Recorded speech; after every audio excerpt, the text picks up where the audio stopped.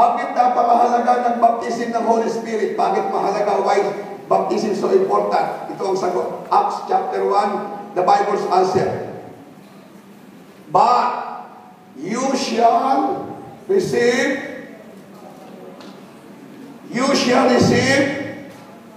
number 1, you shall receive what? Power.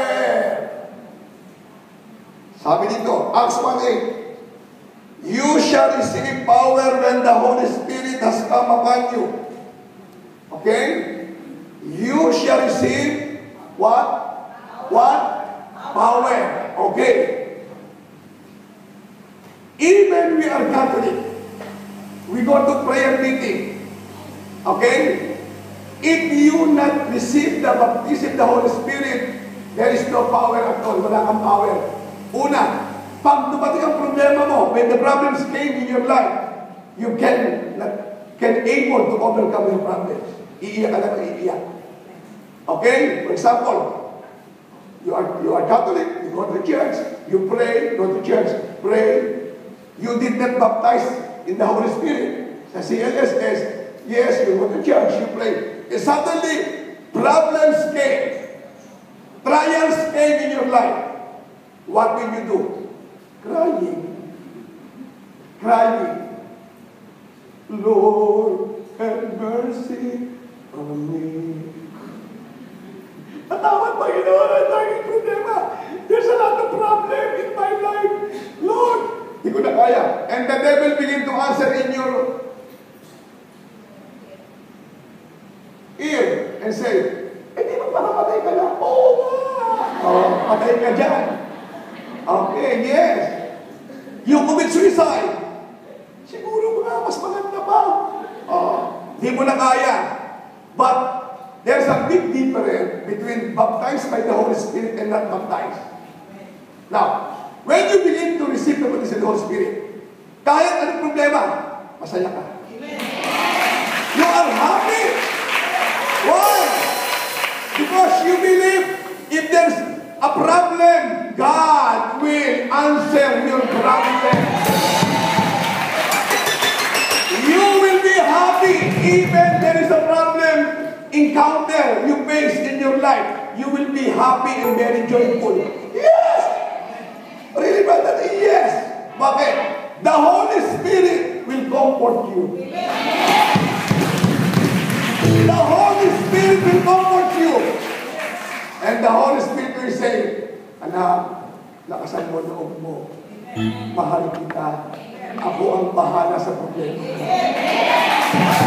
Okay? But if you are not baptized with the Holy Spirit, you will do whatever you want you to do. Ikaw ang gagawa ng paraan. Hanggang sa hindi mo na kaya. Ang kaibahan lang sa museo. You receive power. Power what? Una, to overcome your problem. Amen? Pangalawa, bakit mahalaga? You shall receive power because you can say no to sin. When you begin to receive the baptism of the Holy Spirit, yung kasalanan ginagawa mo, stop na yan. Stop na. Naku, huwag mo nang babalikan. Don't ever look back at your sin. Don't go to the place of sin. Iiwan mo na yung kasalanan. Iiwan mo na yan. Magiging bakla, iiwan mo na yan. Magiging tomboy, iiwan mo na yan. Yung kabet na 2, 3, iiwan mo na yan. Sigarilyo, iiwan na yan. Babae, tomboy, bakla, lalaki, iiwan mo na yan. Lahat ng sin, iiwan mo because you are baptized in the power of the Holy Spirit. Amen! Ang pagiging maldita mo, iiwan mo na yan. Pagiging mataas ang pride mo, iiwan mo na yan. You will let lahat ng mga kayabangan mo, lahat ng mga ego mo, iiwan mo yan. And you will allow the Holy Spirit to control your life. Amen? Amen ba? Hallelujah! Ito ang maganda niya. When you allow the Holy Spirit to control your life, your face will become young. Amen? Look at your sister beside you. Look at her. She look young ba? Beautiful. Hindi tumatanda. Para si Sister Connie, hindi tumatanda. Hallelujah, diba? Kasi laging namumuhay ng matuwid, malinis. Amen ba? Okay? Another. Okay. I repeat. Answer me. Why baptism in the Holy Spirit so important? Number one answer. Okay. Power to overcome your problem. Number one. Power to overcome your. Number two. Power to say no. To sin. Okay? Power to overcome your problem. Power to overcome sin. Okay? Power to say no to sin. And then another. Power to say no to the flesh. Power to say no to the flesh. Okay, flesh. Diretsuhin ko na. Taas sa kamay na may asawa. Okay. Listen. Diretsuhin ko na. When you begin to receive the power of the Holy Spirit, ang kalibugan mo mawawala. I am serious. Ang kalibugan mo, ang gawa ng flesh mawawala. So you can say no to the flesh. Say no to the flesh. Wala ka ng panahon sa flesh. So sa mag-asawa, okay lang yan. Okay lang. Mami, are you ready? And mag-usap kayo mag-asawa. You talk to one another. Daddy, pagod ako. Tsaka na lang. Okay yun. Oh. Pero pag yung asawa mo, ito lang gusto-gusto, Mrs., ibigay mo na. Huwag kang maging... Kasi yun ang sandik, kaya nagludugo asawa. Ayaw mong ibigay, sa ibang pupunta. That's true. Totoo yan. It's a reality. Okay? Hindi na mga mag-asawa, please. Okay?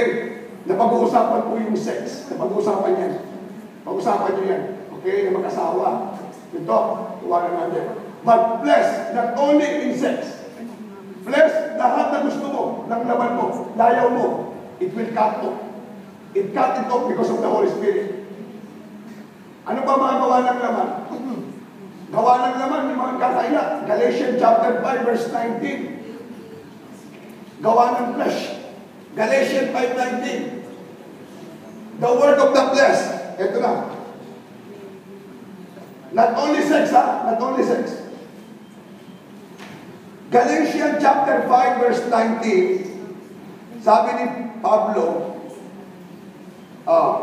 buksan niyo yung Bible niyo. Galatians chapter 5, verse 19.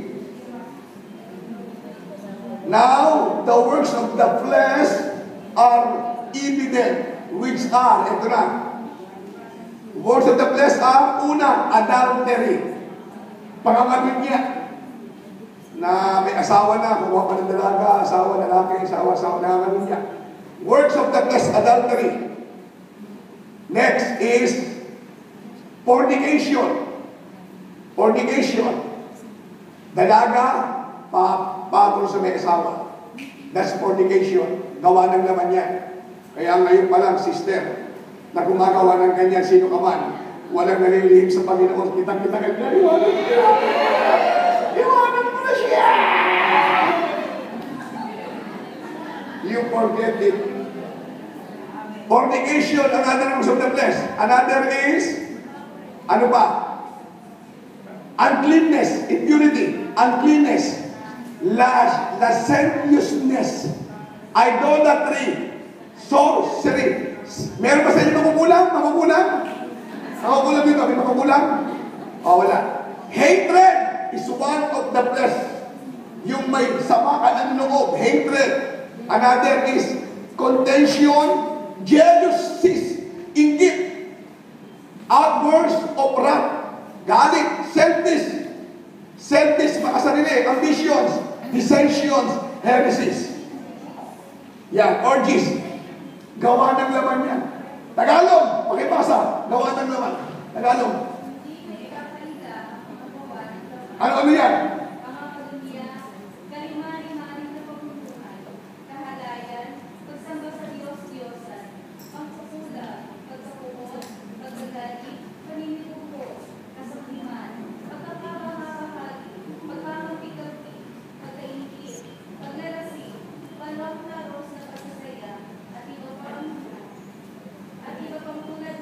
Binabalaan ko kayo.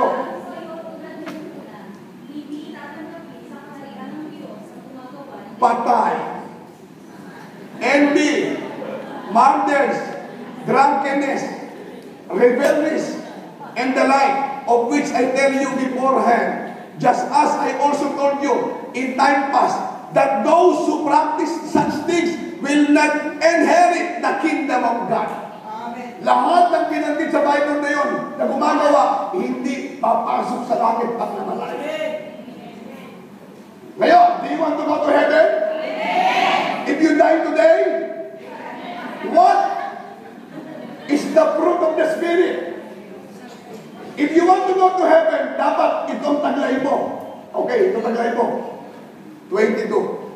But the fruit of the Spirit is love, joy, peace, long-suffering, kindness, goodness, faithfulness, gentleness, self-control. Against such there is no law. And those who are Christ have crucified the flesh with its passion and desire. Ang sino mang nakipag-isa kay Kristo, pinatay na ang gawa ng laman. At siya nabubuhay ngayon sa Espiritu. Huwag nating hayaan na ang laman, ang maghari, kundi ang maghari sa atin ay ang Espiritu ng ating dakilang El Shaddai. Amen. You know, sad to say, I make lonely and sad every time many Catholic people go to church, but after the church, they go back to their old life, evil life. Totoo, hindi. They go to church every day, every Sunday, but sad to say, look at their attitude. Look at their attitude. Sa loob ng simbahan, banal. Sa labas ng simbahan, hangal. Inside the church, holy. Outside the church, what? What? Down?